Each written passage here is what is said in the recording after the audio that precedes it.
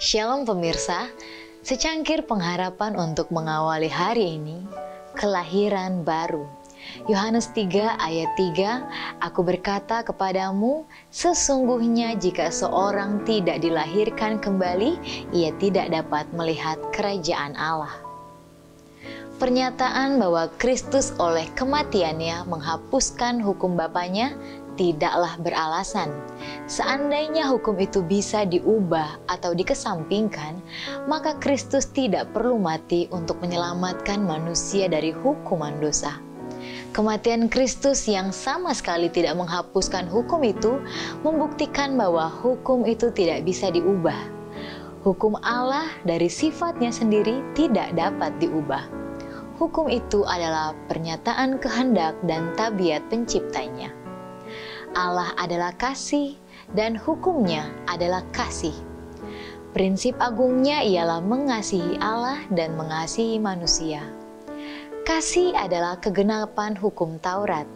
Tabiat Allah ialah kebenaran. Demikianlah sifat hukumnya. Pemazmur berkata, Tauratmu benar, segala perintahmu benar. Dan Rasul Paulus menyatakan, jadi hukum Taurat adalah kudus, dan perintah itu juga adalah kudus, benar, dan baik. Hukum seperti itu yang menjadi penyataan pikiran dan kehendak Allah, sudah tentu sekekal penciptanya. Pertobatan dan penyucianlah yang mendamaikan manusia kepada Allah, oleh membawa manusia itu selaras dengan hukumnya.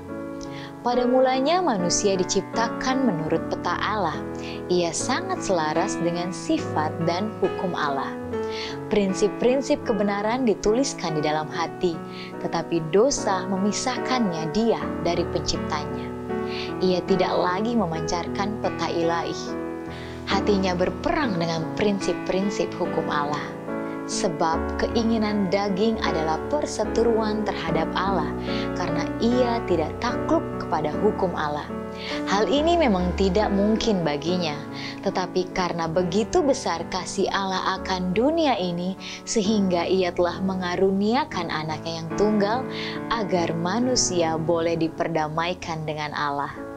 Melalui jasa-jasa Kristus, manusia itu bisa kembali selaras dengan penciptanya. Hatinya harus diperbarui oleh rahmat ilahi. Ia harus mempunyai hidup baru yang dari atas. Perubahan ini adalah kelahiran baru. Tanpa itu, kata Yesus, ia tidak bisa melihat kerajaan Allah. Langkah pertama dalam pendamaian kepada Allah ialah pengakuan dosa. Dosa ialah pelanggaran hukum Allah. Oleh hukum Taurat, orang mengenal dosa. Agar dapat melihat dosanya, orang berdosa itu harus menguji tabiatnya dengan standar kebenaran Allah. Standar kebenaran itu adalah cermin yang menunjukkan penyempurnaan tabiat kebenaran dan yang menyanggupkan untuk melihat cacat pada dirinya. Demikianlah renungan kita. Selalu awali harimu dengan secangkir pengharapan.